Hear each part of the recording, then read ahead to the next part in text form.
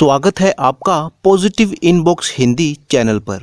इस चैनल पर आपको नई नई और दिलचस्प कहानियाँ मिलती हैं। अगर आप पहली बार इस चैनल पर आए हैं तो चैनल को सब्सक्राइब कर लीजिए और वीडियो अच्छी लगे तो कमेंट और लाइक करना बिल्कुल मत भूलिएगा। बात उस समय की है जब प्रतापनगर नाम के एक राज्य में चांदमल नाम का एक किसान रहता था। चांदमल एक बहुत ही मेहनती और नेक दिल इंसान था। उसके पास खेती की 10 बीघा जमीन थी। चांदमल अपनी कड़ी मेहनत से खेतों में काम करता और साल में 2 बार फसल लेता। अपने लहलहाते खेतों को देखकर चांदमल बहुत ही खुश होता था। वो अपने आप को भाग्यशाली समझता था कि उसके खेत इतने उपजाऊ हैं जितने गांव में किसी दूसरे के नहीं हैं। गांव के दूसरे किसान भी जब चांदमल की मेहनत और उसके उपजाऊ खेतों को देखते तो बस यही कहते कि किस्मत तो चांदमल जैसे की है। चांदमल को सभी लोग प्यार से चंदू कहते थे। चांदमल के 10 बीघा खेतों के साथ ही गांव के जमींदार सूरज सिंह के खेत भी लगते थे। जमींदार सूरज सिंह, जिसने गांव के कई किसानों की जमीनें हड़प ली थी, उसकी बुरी नजर चांदमल के खेतों पर भी थी।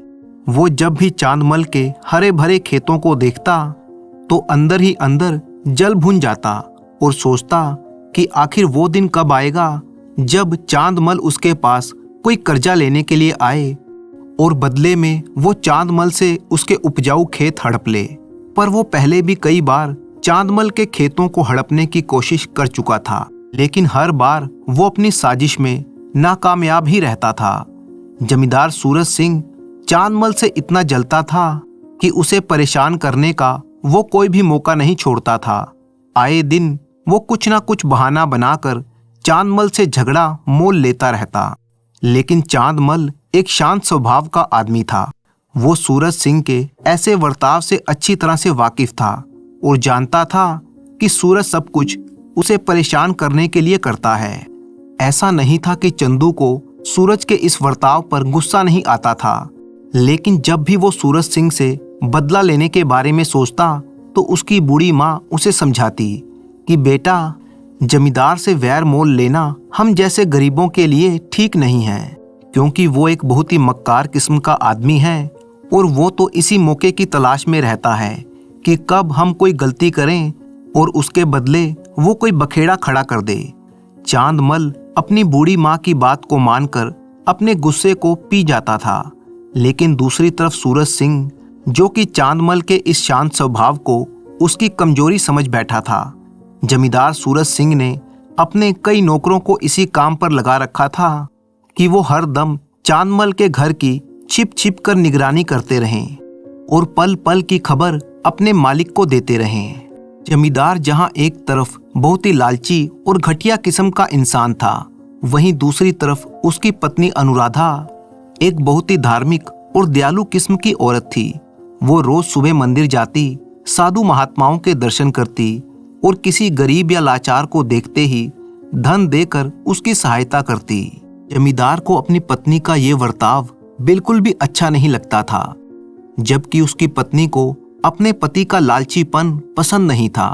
वो अक्सर अपने पति को समझाती कि देखिए, भगवान का दिया हुआ हमारे पास सब कुछ है, इतनी धन दौलत है, सैकड़ों एकड़ जमीन है, फिर भी आप इतना लालच क्यों करते हैं? आप क्यों गरीब किसानों का हक मारते हैं?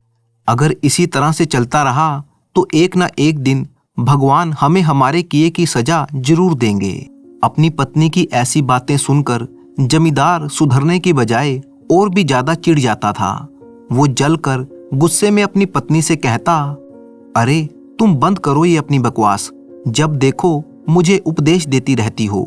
तुम्हें तो दुनियादारी की कोई समझ है नहीं। ऐसे ही थोड़ी ना मैंने इतनी जमीन जायदाद खड़ी की है।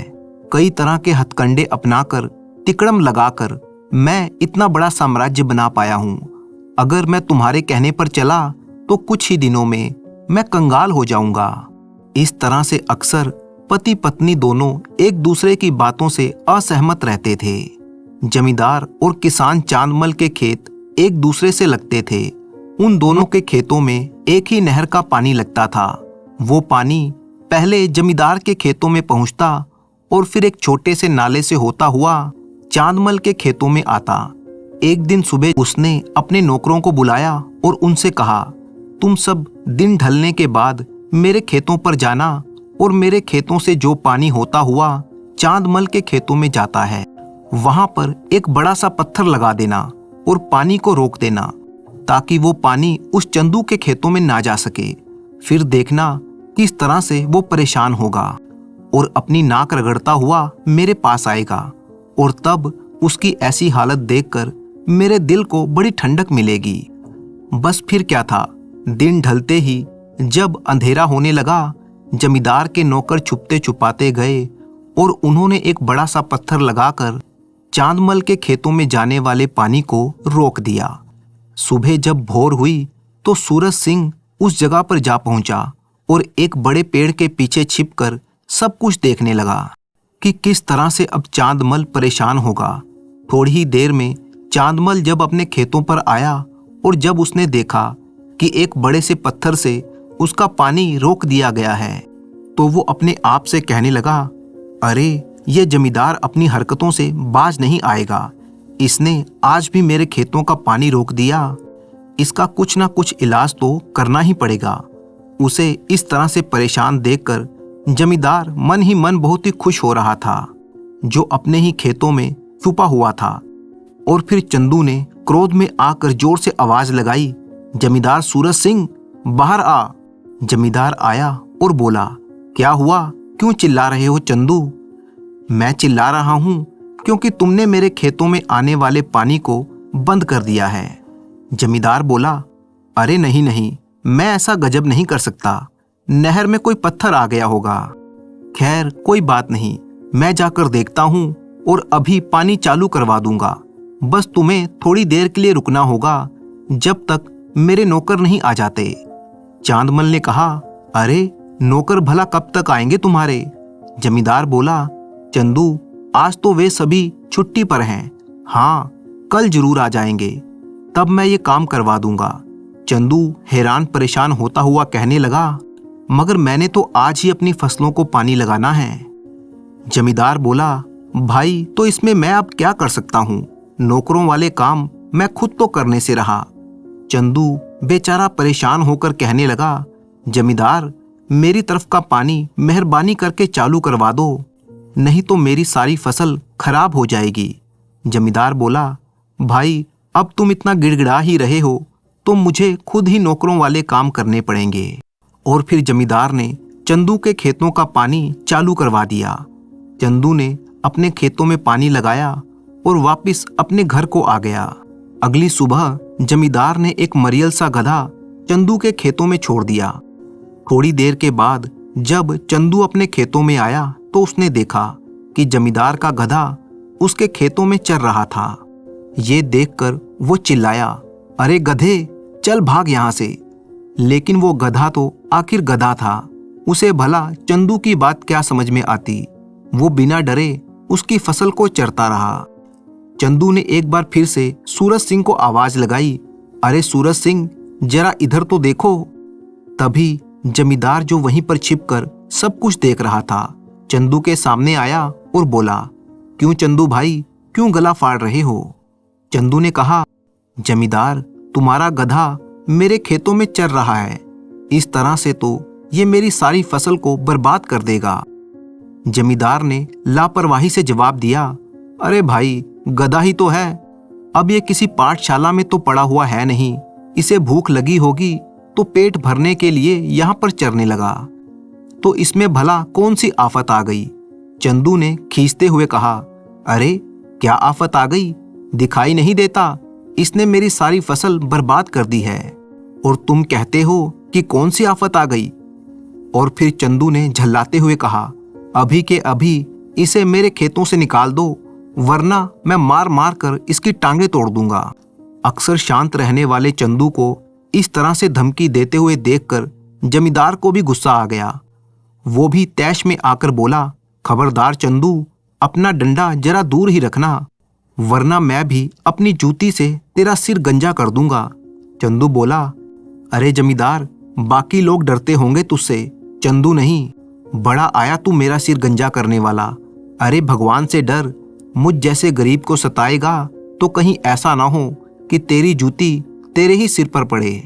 तब जमींदार ने कुटिलता से मुस्कुराते हुए कहा, ठीक है चंदू, शांत हो जा। मैं अभी अपने गधे को समझा देता हूँ कि वो कल से तेरे खेतों में नहीं आएगा। इसके बाद वे दोनों अपने अपने घर चले गए, मगर सूरज सिंह जमींदार भला कहाँ मानने वाला था।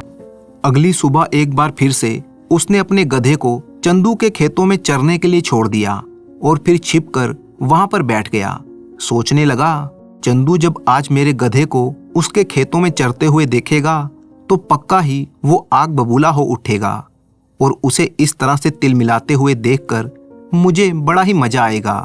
थोड़ी देर के बाद चंदू जब अपने खेतों पर आया तो उसने फिर से गधे को अपने खेतों में चरते हुए देखा। इस बार तो वो अपना आपा खो बैठा। उसने एक डंडा उठाया और गधे की तरफ दौड़ लगाई।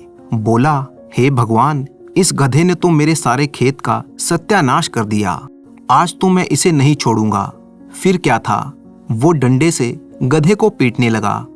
अपने गधे को पीटता हुआ देखकर छिपा हुआ सूरज सिंह जल्दी ही चंदू के सामने आया और बोला, अरे चंदू, जान से ही मार डालेगा क्या मेरे गधे को? चंदू ने गुस्से में कहा, आज मैं इसे नहीं छोड़ूंगा।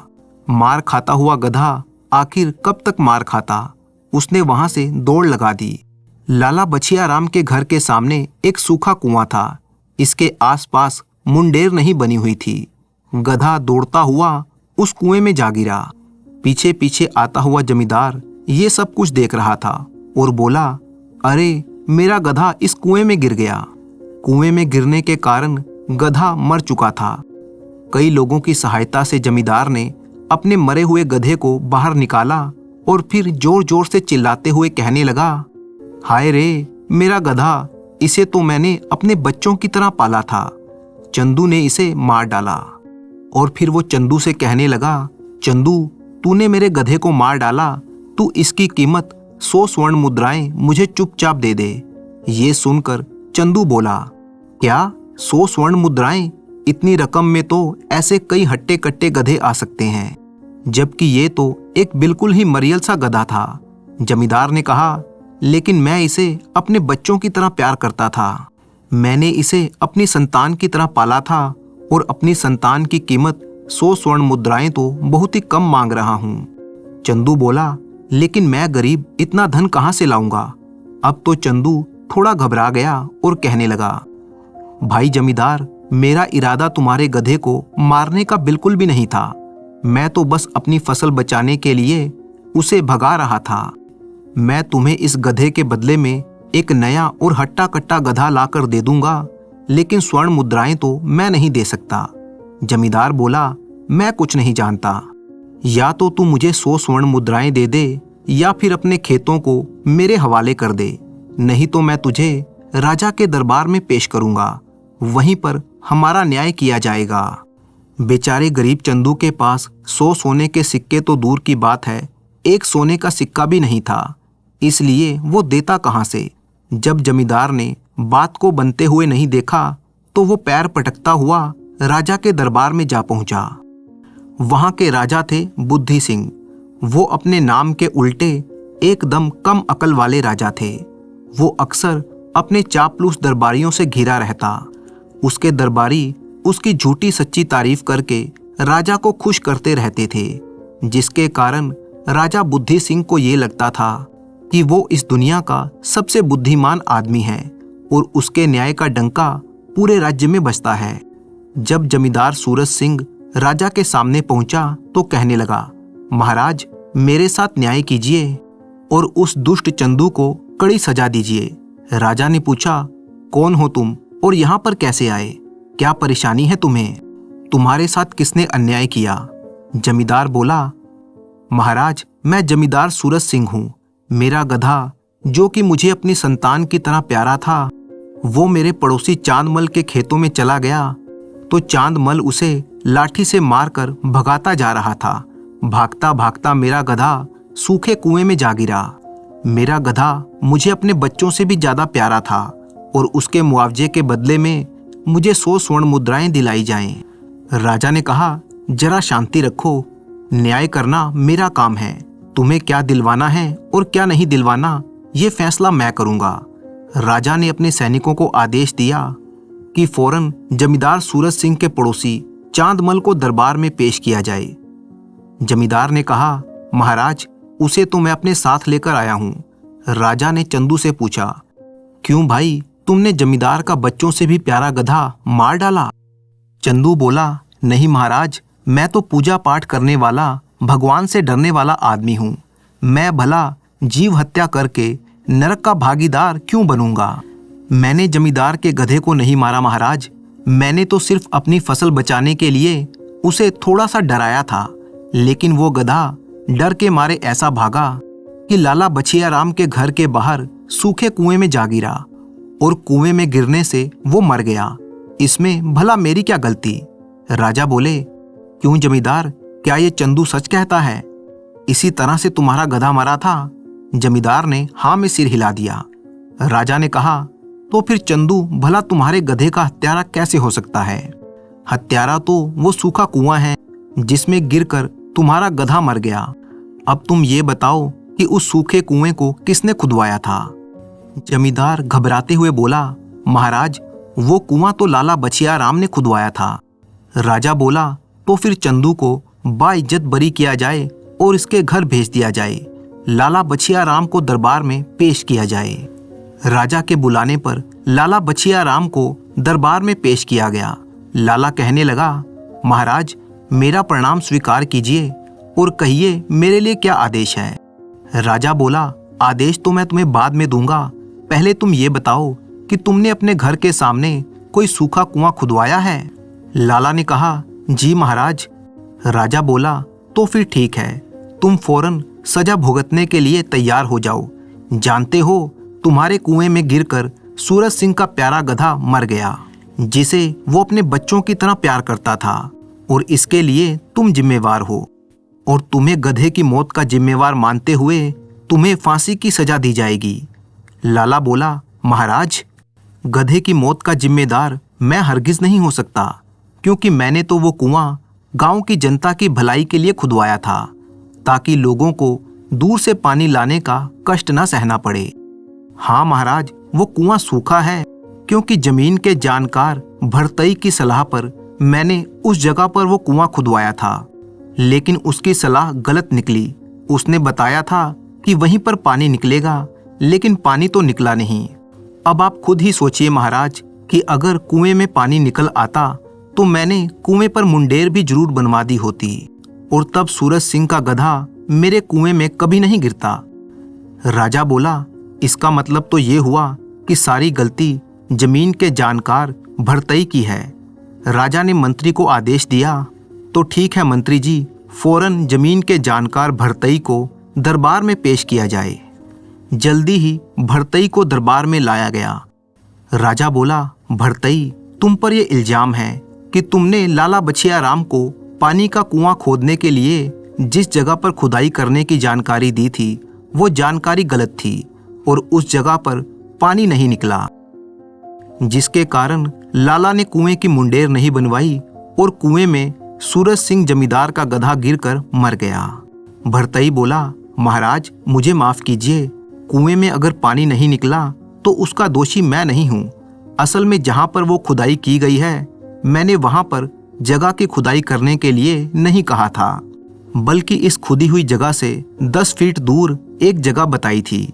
अगर सही जगह पर खोदा गया होता तो ऐसा कभी भी नहीं होता कि कुएं में से पानी ना निकले। राजा ने गुस्से में तमतमाते हुए कहा, तो फिर अगर गलत जगह पर कुआं खुदा है तो इसका जिम्मेवार कौन है? भरतई ने कहा, महाराज, कुआं खोदने की जिम्मेवारी तो कुआं खोदने वाले मजदूर की थी। राजा ने मंत्री से कहा, मंत्री जी, फौरन कुआं खोदने वाले मजदूरों को दरबार में हाजिर किया जाए। मजदूर बहुत सारे नहीं थे, बल्कि एक ही मजदूर था जिसका नाम था कटारी, जिसने वो कुआं खोदा था। सैनिक जल्दी ही कटारी को पकड़कर राज दरबार में ले आए। राजा ने उससे कहा, हाँ तो मजदूर कटारी, लाला के यहाँ पर जो कुआं खुदा है वो तुमने ही खोदा था? जी हाँ महाराज, वो मैंने ही खोदा था। तो फिर तुमने कुआं गलत जगह पर क्यों खोदा? मजदूर बोला, अब इस बारे में मैं क्या कहूँ महाराज। अपनी जानकारी में तो मैंने कभी गलती नहीं की, लेकिन फिर भी मैं एक इंसान हूँ और मुझसे भी गलती हो सकती है। राजा ने कहा, यानी तुम स्वीकार करते हो कि तुमने गलत जगह पर कुआं खोदा है। मजदूर बोला, जी हाँ महाराज, मगर मैंने जानबूझकर ऐसा नहीं किया। उस रोज अगर मेरी तबीयत ठीक होती तो शायद मुझसे ये भयंकर गलती नहीं होती। राजा ने पूछा, क्यों, क्या हुआ था तुम्हारी तबीयत को? बुखार हो गया था अन्नदाता। तो फिर तुम बुखार की दवा लेकर कुआं खोदने के लिए क्यों नहीं गए? मजदूर बोला, दवा तो मैंने ली थी महाराज, वैद्य शांति भूषण से। मैं उनसे बुखार की दवा लेकर आया था, लेकिन उनकी दी हुई दवा का तो बिल्कुल भी असर नहीं हुआ, क्योंकि वैद्य जी ने मुझे दस्त लगने की दवा दे दी थी। राजा ने चौंकते हुए कहा, क्या? आखिर वैद्य ऐसी लापरवाही कैसे कर सकता है? इसका मतलब तो ये हुआ कि अगर तुम्हें गलत दवा ना दी जाती तो तुम्हारा ध्यान नहीं बंटता और तुम कुआं बिल्कुल सही जगह पर खोदते। जी महाराज, तो फिर मुख्य अपराधी तो वैद्य शांति भूषण हुआ, क्योंकि अगर वो गलत दवा ना देता तो ऐसा भयंकर कांड ना होता। राजा ने एक बार फिर से अपने मंत्री को आदेश दिया कि वैद्य शांति भूषण को तुरंत मेरे सामने हाजिर किया जाए। कुछ ही देर में राजा के आदेश का पालन कर दिया गया और वैद्य शांति भूषण दरबार में हाजिर हुआ। वो बोला, महाराज, आपको क्या तकलीफ है? पेट में दर्द है या पैरों में? कान से ऊंचा सुनाई देता है या आंखों से कम दिखाई देता है? मैं हर तरह की दवा फटाफट दे सकता हूँ। राजा ने उसे फटकारते हुए कहा, चुप हो जाओ वैद्य, अपनी दवा से अच्छे खासे लोगों को मार देने वाले कपटी, मैं तुम्हें सारी जिंदगी के लिए कारागार में बंद करवा रहा हूँ। वैद्य ये सुनकर घबरा गया और बोला, लेकिन महाराज, मेरा कसूर क्या है? अरे वैद्य, तूने इस मजदूर को गलत दवा दे दी, जिसके कारण इसका ध्यान भटक गया और उसने कुएं के लिए गलत जगह पर खुदाई कर दी। वैद्य बोला, लेकिन अन्नदाता, इस गरीब मजदूर को मैंने गलत दवा जानबूझकर नहीं दी थी। ये अनहोनी तो उस तोताराम के कारण हो गई। राजा ने पूछा, तोताराम? कौन है ये तोताराम? महाराज, ये तोताराम सेठ लंका प्रसाद का नौकर है और वो तोताराम इतना बोलता है कि उसके आगे अच्छों की बोलती बंद हो जाती है। उस दिन जब ये मजदूर मुझसे दवा लेने के लिए आया था तो तोताराम भी मुझसे दवा लेने के लिए आया था और आते ही उसने बोलना शुरू कर दिया और फिर वो ऐसे बोलता चला गया कि उसे क्या देना है और इस मजदूर को कौन सी दवा देनी है। मैं हड़बड़ाहट में गड़बड़ी कर बैठा। राजा बोला, अच्छा, तो इसका मतलब ये हुआ कि इस सारे अपराध की जड़ तो वो तोताराम है। फौरन तोताराम को दरबार में पेश किया जाए। राजा के सैनिक तोताराम को पकड़कर दरबार में ले आए और वो कहने लगा, जय हो महाराज की। अन्नदाता, मुझ गरीब से आखिर क्या कसूर हो गया जो आपके सैनिक मुझे दोपहर का खाना खाते हुए बीच में से ही उठा लाए? राजा बोला, चिंता मत करो, अब तुम कारागार में रहोगे तो वहां की रोटियां खा खा कर अपना पेट भरते रहना। तोताराम घबरा गया और बोला, लेकिन महाराज, मेरा कसूर क्या है? राजा ने कहा, तेरी वजह से वैद्य शांति भूषण ने उस मजदूर को गलत दवा दे दी, जिसकी वजह से गलत जगह पर कुआं खोदा गया और जमींदार का गधा मर गया। ये सब झमेला तेरी वजह से हुआ है। तोताराम, तेरे बहुत ज्यादा बोलने की आदत के कारण इस आदमी से गलती हुई है। तोताराम बोला, लेकिन महाराज, इसमें मेरा कोई कसूर नहीं है। मैं तो सिर्फ अपने मालिक के आदेश का पालन कर रहा था। राजा ने पूछा, तो तुम्हारे मालिक ने क्या आदेश दिया था? अन्नदाता, मेरे मालिक ने मुझे पेट दर्द की दवा लाने के लिए वैद्य शांति भूषण के पास भेजा था। तुम्हारे मालिक खुद वैद्य के पास क्यों नहीं गए? नौकर बोला, महाराज, ये तो खुद मालिक ही बता सकते हैं, मगर ये बात सच है कि अगर मेरे मालिक खुद दवा लेने के लिए गए होते तो आज मैं गुनहगार बनकर आपके सामने ना खड़ा होता। राजा ने पूछा, अच्छा, तो कौन है तुम्हारे मालिक? महाराज, सेठ लंका प्रसाद मेरे मालिक हैं। और फिर सेठ लंका प्रसाद को दरबार में हाजिर होने का आदेश दिया गया। जब सेठ लंका प्रसाद दरबार में पहुंचा तो बोला, महाराज, आपने मुझे बुलाया है? हाँ, बुलवाया तो है, और अब मैं तुम्हें काल कोठड़ी में डालने जा रहा हूँ, लेकिन क्यों महाराज? क्योंकि तुमने अपने नौकर तोताराम को दवा लेने के लिए वैद्य शांति भूषण के पास ना भेजा होता तो जमींदार सूरज सिंह का गधा मरने से बच जाता। सेठ बोला, लेकिन महाराज महीनों बीत गए, मैंने तो वैद्य जी के यहाँ से कोई दवा मंगवाई ही नहीं। राजा ने कहा, लेकिन महीनों पहले तो तुमने दवा मंगवाई थी ना? सेठ बोला, हाँ याद आया महाराज, मैंने दवा मंगवाई थी और उस समय मेरे पेट में बहुत ही भयंकर दर्द हो रहा था। मैं इतनी बुरी तरह से तड़प रहा था कि खुद वैद्य जी के पास जाने में मैं असमर्थ था। वैसे भी महाराज, नौकर चाकर तो रखे ही इसीलिए जाते हैं कि उनसे डटकर काम लिया जा सके। मैं समझता हूँ कि मैंने नौकर तोताराम को वैद्य जी के यहाँ पर भेजकर कोई गलती नहीं की। राजा ने उसे फटकारते हुए कहा, गलती कैसे नहीं की? बहुत भयंकर गलती की है। ना तुम तोताराम को दवा लेने के लिए भेजते, ना वैद्य तोताराम की बातों में हड़बड़ाकर मजदूर को गलत दवा देता। इसलिए इस सारे फसाद की असली जड़ तुम ही हो, तुम ही असली अपराधी हो। सेठ बोला, महाराज मैं इसके लिए जिम्मेवार नहीं हूँ। जरा सोचिए महाराज, अगर मेरे पेट में दर्द ना हुआ होता तो क्यों मैं अपने नौकर तोताराम को वैद्य जी के यहाँ पर भेजता? राजा ने कहा, यकीनन नहीं भेजते। सेठ बोला, तो फिर सारी मुसीबत की जड़ मेरे पेट का दर्द है। राजा ने कहा, हाँ बात तो ठीक है, लेकिन तुम्हारे पेट में दर्द हुआ कैसे था? सेठ बोला, बात दरअसल ये है महाराज, मैं उस रोज अपने दोस्त जमींदार सूरज सिंह के यहाँ पर दावत खाने के लिए गया था। महाराज, दावत में तरह तरह के व्यंजन और मिठाइयाँ खाने के बाद जब मैं अपने घर में लौटा तो मेरे पेट में दर्द शुरू हो गया। राजा ने कुछ सोचते हुए कहा, तो इसका मतलब असली कसूरवार तो जमींदार सूरज सिंह है, जिसके यहाँ पर तुमने दावत खाई थी। राजा ने मंत्री को आदेश दिया, मंत्री फौरन जमींदार सूरज सिंह को यहाँ पर बुलवाया जाए। मंत्री बोला, लेकिन महाराज जमींदार सूरज सिंह तो पहले से ही दरबार में हाजिर है, वही तो हमारे पास ये फरियाद लेकर आया था। राजा ने कहा, ये तो और भी अच्छी बात है, अगर वो दरबार में ही है तो असली अपराधी तो वही है। उसे फौरन पकड़कर कारागार में डाल दिया जाए और कल सुबह उसे 100 कोड़े लगाने की सजा दी जाएगी। राजा का आदेश पाते ही सैनिकों ने सूरज सिंह को कसकर पकड़ लिया। वो बोला, नहीं महाराज, मुझे छोड़ दीजिए, मुझे माफ कर दीजिए। लेकिन सूरज सिंह जमींदार के सामने अब पछताने के अलावा कोई और रास्ता नहीं था। कहाँ तो वो किसान चांदमल को सजा दिलवाने के लिए राजा के दरबार में आया था और कहाँ घूम फिर कर वो खुद ही इस जंजाल में फंस गया। अपने बिछाए हुए जाल में अब वो खुद ही फंस चुका था। सोचने लगा, ठीक ही कहा था उस चंदू ने कि भगवान से डरो सूरज सिंह, अगर मुझ जैसे गरीब को सताओगे तो कहीं ऐसा ना हो कि तुम्हारी अपनी ही जूती अपने ही सिर पर आ पड़े। काश मैंने उस गरीब किसान चांदमल को परेशान ना किया होता तो आज मुझे ये सजा ना मिलती। अगली सुबह जमींदार सूरज सिंह को 100 कोड़े लगाकर छोड़ दिया गया। उस दिन के बाद से जमींदार सूरज सिंह ने कभी भी किसान चांदमल को परेशान नहीं किया और उसकी जमीन हथियाने का ख्याल उसने हमेशा के लिए छोड़ दिया और गांव के बाकी किसानों के साथ भी उसका बर्ताव अब बहुत ही मधुर हो चुका था। तो इसी तरह की कहानियां देखने के लिए आप चैनल को सब्सक्राइब कर लीजिए। वीडियो अच्छी लगी तो इसे लाइक कीजिए, क्योंकि आपका एक एक लाइक हमारे लिए बहुत ही कीमती है।